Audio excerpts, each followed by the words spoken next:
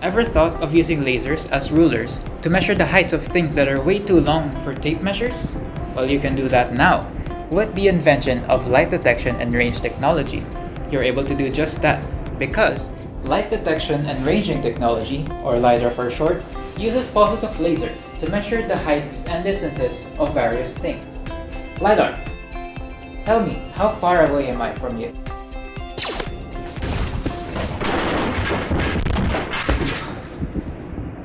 Hello, this is Group 7.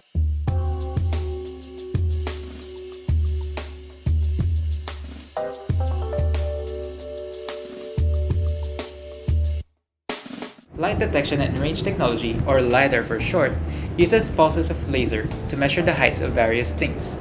There are other invisible methods of measuring long distances, such as radar, which uses radios, and sonar, which uses ultrasonic sound waves. But for today, we will be shedding light on LiDAR.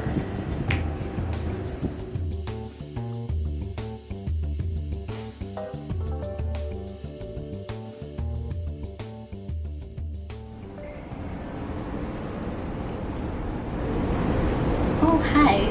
Did you know that the first idea recorded about LiDAR or light detection and range technology started with E.H. Singe in 1930?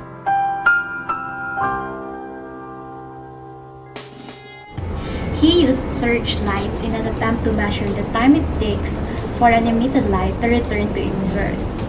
And 8 years later, the height of the clouds from the ground has been able to be measured by pulses of light. Well, that's another fun fact for you today. A LiDAR-like system was first introduced by U.S. Aircraft Company in 1961, shortly after the invention of the laser.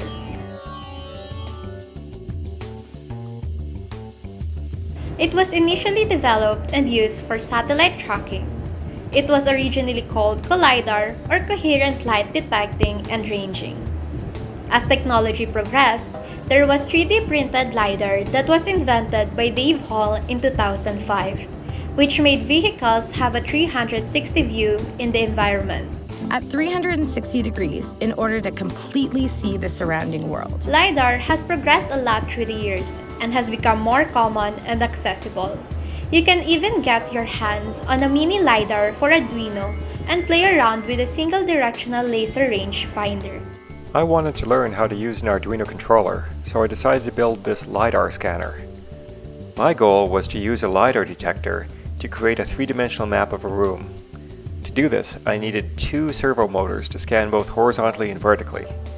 I wired up the Arduino to control the servos and to read distance measurements from the LiDAR detector. A quick Google search and you can come across a tutorial on how to code this, written by Usman Ali Butt.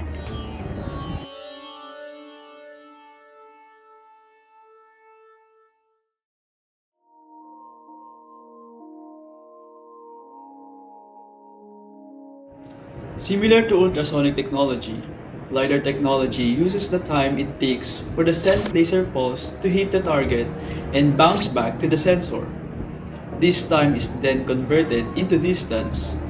This technology is the most commonly used in airplanes, helicopters, UAVs, and drones.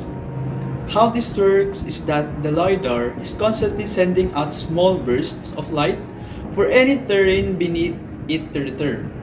Each pulse is its own data point, and all these data points need to be analyzed before a clean topographical map is formed and read by people. Light energy emitted by LiDAR system is known as pulse. Light reflected from ground or object is known as return. This means the LiDAR system sends a pulse of light and it waits for the pulse to return. It measures how long it takes for the emitted pulse to return back to the sensor. In the end, it gets a variable distance of the objects. There are several software used to process LiDAR data such as LAS tools, QGIS, RCGs, and even Python.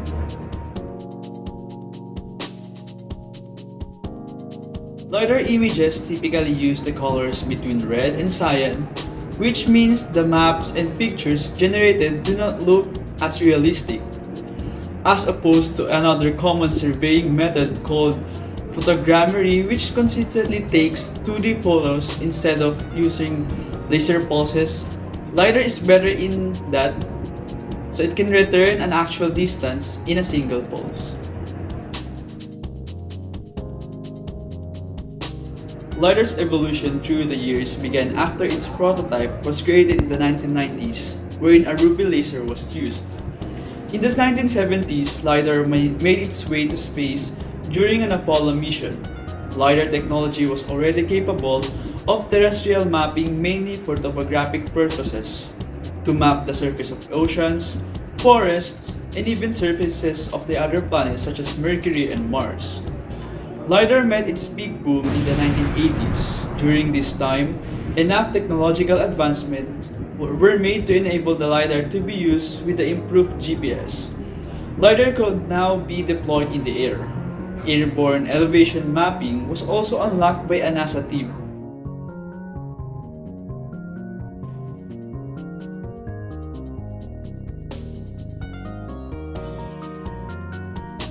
Within the next decade, the 1990s, the pulse rate of the LiDAR increased and thus enabled LiDAR flights to scan heavily wooded areas. However, even compared to the 1990s, LiDAR technology in the 2000s improved yet again. Data is being collected on a larger scale, and companies are using these for future planning and flood preventions. These flood peaks are very important to document and can help refine the high flow rating calibration at each one of our stream gauges. To estimate peak flows at gauges where direct measurements were impossible to obtain, we use indirect methods to measure these flows. These methods require us to survey the channel geometry and high water marks left by the flood. Nowadays, LiDAR sensors are way more detailed and are accurate down to the centimeter. LiDAR development has achieved molecular detection called differential absorption, which is now being used to locate new oil and gas deposits.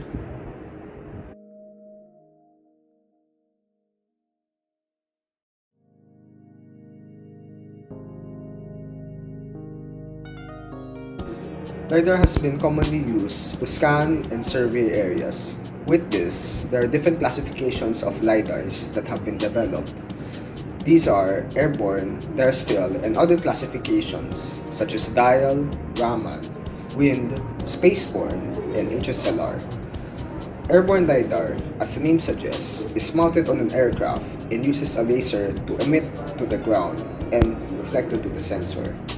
This is also further classified into topographic and bathymetric. Topographic LiDAR is mainly used to map land regions.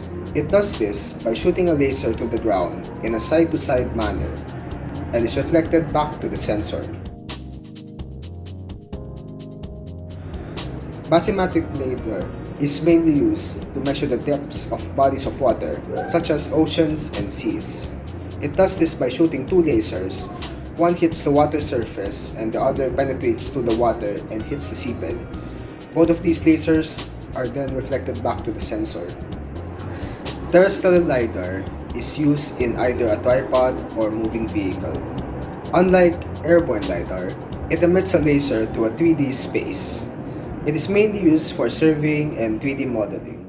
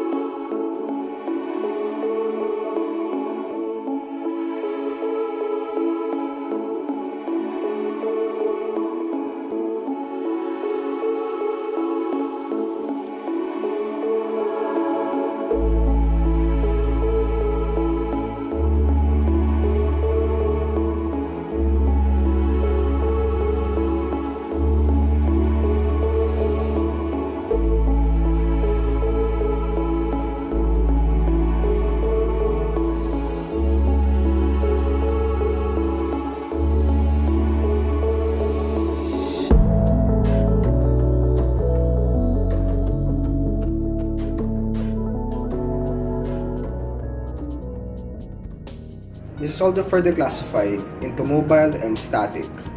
Mobile is mainly used for surveying roads, cities, and landscapes, as you are in a moving vehicle, while static can be brought around with a tripod and is used for mining and archaeology. Now we have here are the other classifications of LiDAR. Dire LiDAR is mainly used to measure ozone in the lower atmosphere. Raman LiDAR is mainly used to measure water vapor. Wind LiDAR is used to measure wind speed, direction, and turbulence with the help of several laser beams.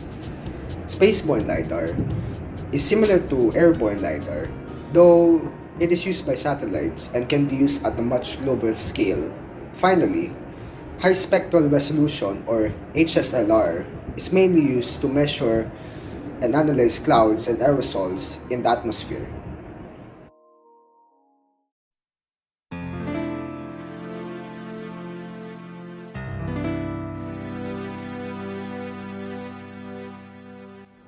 That is but a brief insight into LiDAR technology, and with almost 100 years of evolution, the following century will surely yield revolutionary results, if it is not strongly outclassed by a new technology. Hello, this is Denzel. Hello, this is Marvin. Hello, this is Sensei Leia.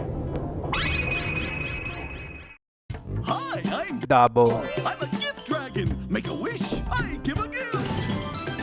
Dabo, Here's your make a